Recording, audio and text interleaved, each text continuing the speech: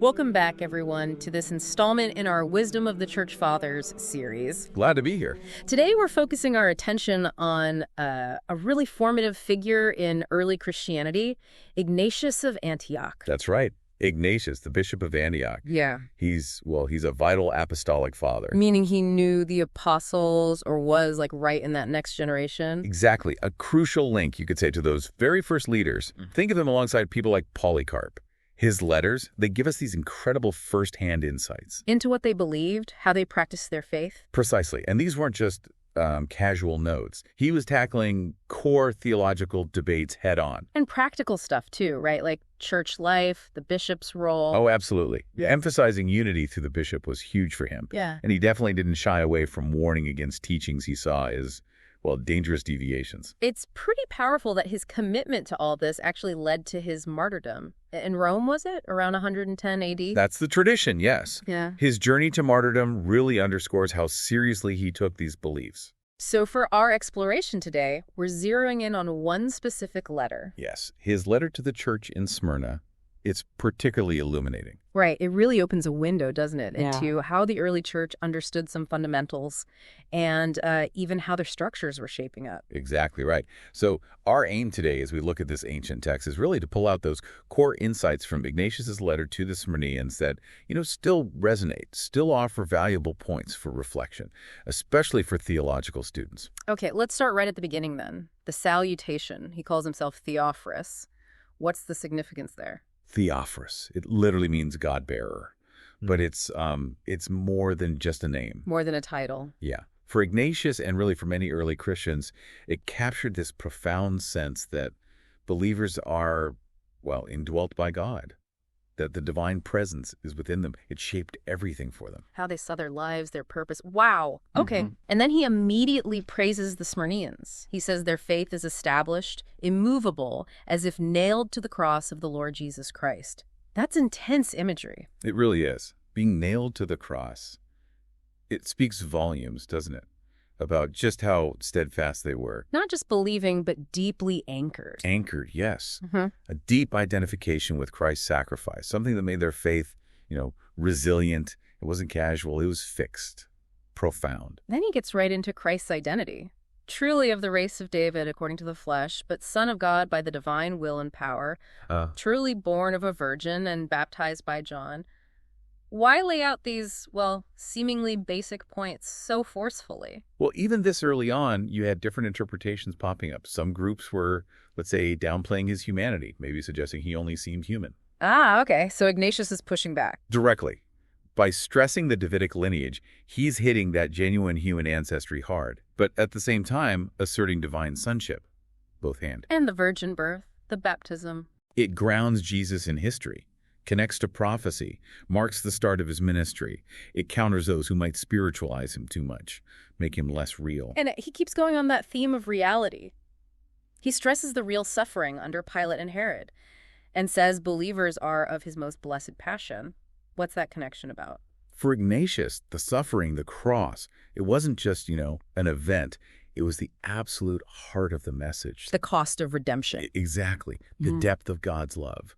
And when he says believers are of his passion, he means we're connected to it. We participate in the results of that suffering, salvation, new life. Which brings us to the resurrection, naturally. He calls it an ensign unto all the ages, a banner, kind of. Yeah, like a standard raised high, a sign of hope, a victory over death. For everyone, Jews and Gentiles. That's key. In the one body of his church, it shows the universal scope, breaking down barriers, forming this new community in Christ. Okay, but then Ignatius really takes the gloves off against those who deny the reality of it all, the suffering, the resurrection. He calls their belief a semblance. And calls them mere semblance, even without body and demon-like. Wow, demon-like, that's incredibly strong language. It is, but for Ignatius, denying the real suffering and resurrection is catastrophic. If Christ only appeared to suffer, then our salvation is just an illusion. A false hope. Precisely. So calling them without body, he's contrasting the tangible reality of Christ's flesh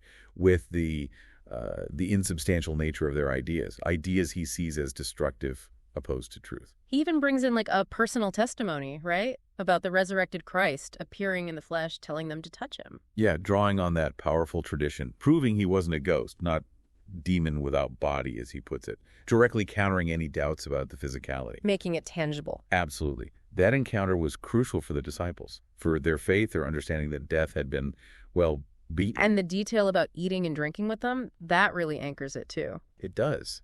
It reinforces that his resurrected body was real. Not just a flicker or an apparition. It was a continuation, though transformed, glorified. So salvation involves the whole person, body and soul. That's the implication, yes. And it points towards the future resurrection for all believers. Okay, so after establishing that foundation, he shifts focus. He warns them about wild beasts in human form, false teachers. Yes, you can really feel his pastoral concern here, like a shepherd protecting his flock from, well, wolves in sheep's clothing, essentially. It shows these internal threats were already a reality. Very much so. And his advice is interesting. Avoid them, don't even meet them if you can help it, but still pray for them. It's a fascinating tension, isn't it? Protecting the community's health, but not giving up hope on the individual. Setting boundaries, but still holding on to charity. It's a tough balance leaders often face. He saw the need to stop the spread of harmful ideas, but that hope for repentance, for restoration, it's still there. The call to prayer shows that. He then links his own situation facing martyrdom directly to this belief in Christ's real suffering and resurrection. That line, near to the sword, near to God, powerful. It really captures the depth of his conviction, doesn't it? His readiness to die shows how unshakable his belief was. Like his own suffering validates the truth he's defending. In a way, yes. Death, for him, wasn't the end. It was moving closer to God, mirroring Christ's own path through suffering to glory. It gives immense weight to his warnings. If he's willing to die for this, you better listen. He sounds frustrated, though, that these false teachers aren't convinced by, well, anything. Prophecy, Moses, the gospel, even other believers' experiences. He seems to see it as a kind of willful blindness, yeah. A stubborn refusal to accept what he considers overwhelming evidence. All these sources for him point to the truth they're denying. And he hammers it home. Denying Christ as a bearer of flesh is denying him completely. He even calls such a person a bearer of a corpse. That's stark. It's unsettling, isn't it? But for Ignatius, the incarnation God taking on real human flesh, it's non-negotiable, absolutely foundational. So denying that makes their belief system lifeless. That's the image, yeah. A bearer of a corpse, spiritually dead, cut off from the life-giving reality of the incarnate Savior. But interestingly, he doesn't actually name them. He says he hopes they'll repent and return to the passion, which is our resurrection. Right. That connection again, suffering and new life. His reluctance to name names, does that show a kind of pastoral hope still? I think so. Even while condemning the teaching so strongly, he holds out hope for the person. He consistently links Christ's suffering the passion with our resurrection. True life is found in embracing that reality. He even warns that heavenly beings aren't exempt. They're subject to judgment if they don't believe in the blood of Christ. That's universal. It really underscores the absolute centrality of Christ's sacrifice. For all creation, no one, no being is outside the need for faith in that redemptive power. It highlights Christ's unique, indispensable role. Then he pivots slightly, warning against pride, especially for leaders, saying faith and love are all in all. Good point. He recognizes that danger, doesn't he? That holding authority can lead to pride. So status or role is secondary. Completely secondary to faith and love. Those are the real building blocks for a healthy church, for everyone. And he describes the behavior of those with strange doctrine. They don't care for the vulnerable, widows, orphans, the afflicted, and they skip the Eucharist and prayer. Yes, these are key indicators for him. It's not just about intellectual error. Real faith shows itself in action. Exactly. Neglecting the needy shows a disconnect from the gospel's heart. And avoiding the Eucharist and prayer, that signals alienation from the core practices that nourish Christian life and unity. And the reason they avoid the Eucharist, he says, is because they don't believe it is the flesh of Christ, the flesh that suffered and was raised. Precisely. It all ties back to their faulty Christology. Their denial of the real presence in the Eucharist flows directly from rejecting the true incarnation and sacrifice. For Ignatius, the Eucharist wasn't just symbolic then. Far from it. It was a genuine participation in the actual body and blood of Christ. Yeah. The very same flesh that suffered for salvation. He wraps up that section saying, those who question God's gift perish in their questioning, and they need love to rise again. Like, intellectual arguments aren't enough. Yeah, he seems to be highlighting the limits of just arguing when it's detached from love, from humility. He suggests a lack of love can actually block understanding. True life needs love as a foundation. Okay, so moving into the next section. Unity. He strongly urges them. Shun divisions as the beginning of evils. Yes, the emphasis shifts clearly here. And follow the leaders. The bishop, like Christ, followed the father, the presbytery, like the apostles, respect the deacons. Unity for Ignatius isn't just nice to have, it's essential.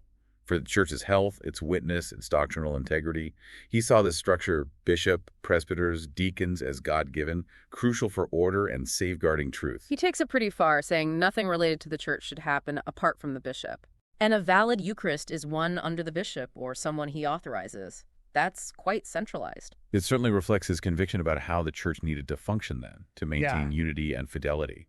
He saw the bishop as the local representative of Christ, the guarantor of authenticity. So doing things without the bishop? Risked. Division? Losing connection? Both, I think. Risked undermining the community's link to the wider church and its apostolic foundations. And then that really famous line, wheresoever the bishop shall appear, there let the people be. Even as where Jesus may be, there is the universal church. That elevates the bishop's role significantly. It really does. He sees the bishop as embodying Christ's presence locally, making him the focal point for unity, the visible sign of the whole church. It's a powerful statement about his significance. And this applies even to baptism and love feasts. Not lawful without the bishop's okay. Yeah, for Ignatius, these weren't private acts. They were core community actions needing oversight for validity, for contributing to unity. The bishop's approval ensured they were properly ordered within the body of Christ. He finishes that part with another strong statement. Honor the bishop, you honor God. Do things without the bishop's knowledge. You're serving the devil. Wow. It's forceful, isn't it? A stark choice. He's stressing the critical importance of submitting to the church's leadership, which for him is embodied in the bishop. Disobedience isn't just ignoring a person, it's defying God's order, potentially opening the door to harmful, divisive influences. Okay. Then the final part of the letter gets more personal. Greetings, mentions of people like Philo and Rheus Agathopus. Yes, it brings it back to the human level. Reminds you, these were real people, real communities, facing real things. He thanks the Smyrnaeans for their support, too. Right. Amidst all the theology and warnings, you get these glimpses of fellowship, the bonds that held them together. His gratitude for their help while he's imprisoned shows how they lived out their faith, caring for each other. He mentions their prayers reached Antioch, where he's writing from as a prisoner, and he calls himself the very last of them in Antioch. That humility. It shows that interconnectedness between churches, doesn't it? And his humble view of himself, despite being a major leader.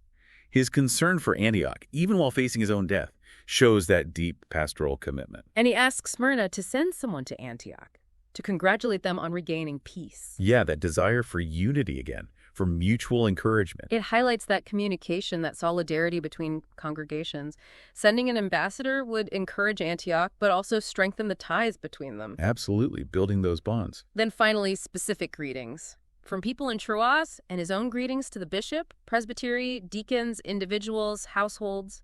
It really paints a picture of the community. Tavia, Alce, Daphnis, Eutechnus, even the virgins called widows. It reinforces that sense of close-knit community, and he ends by stressing their unity again in Christ's flesh, blood, passion, resurrection, bringing it all back together. A powerful closing, looping back to the core themes he's hammered home throughout the letter. So as we kind of wrap up our look at this letter, what are the absolute key takeaways, especially for theological students today? Well, I think several things stand out. First, that unwavering affirmation of Christ. Truly divine, truly human, a timeless reminder about solid Christology. Foundational. Absolutely. Second, the urgency of his warnings against false teachings, that need for discernment for defending core doctrines, that hasn't gone away. Still relevant. Very. And third, his focus on unity centered on the bishop. Now, the context is specific, but it raises enduring questions, doesn't it? About authority, order, the nature of the church itself. Still vital for theological reflection. It really is thought-provoking how his understanding of the Eucharist, of church leadership shaped by his time, still informs debates today. Definitely. His writings are just invaluable primary sources. They prompt us to keep thinking about sacraments, leadership, unity, all of it. Okay, so here's a final thought for you, our listeners, to chew on. How does Ignatius's readiness to face martyrdom for his beliefs challenge us? How committed are we to theological truth today when maybe the threats aren't swords or beasts, but are still very real? That is a profound question. It really pushes us to look at our own convictions. How deep do they go? How willing are we to stand firm on core truths when faced with, well, today's challenges? Something to reflect on. Well, that brings us to the end of this exploration in our Wisdom of the Church Fathers series, focusing on Ignatius's letter to the Smyrnaeans. We really hope it's given you valuable insights for your studies. And we definitely encourage you to dive deeper into the Apostolic Fathers yourself. Keep engaging with the big questions they raise. If you found this helpful or interesting, please do give us a like and subscribe to the channel for more explorations like this one. And don't forget to click that notification bell so you know when new content drops. Yes, and please share your own thoughts, reflections, any questions you have down in the comment section below. We genuinely enjoy hearing from you and continuing the conversation.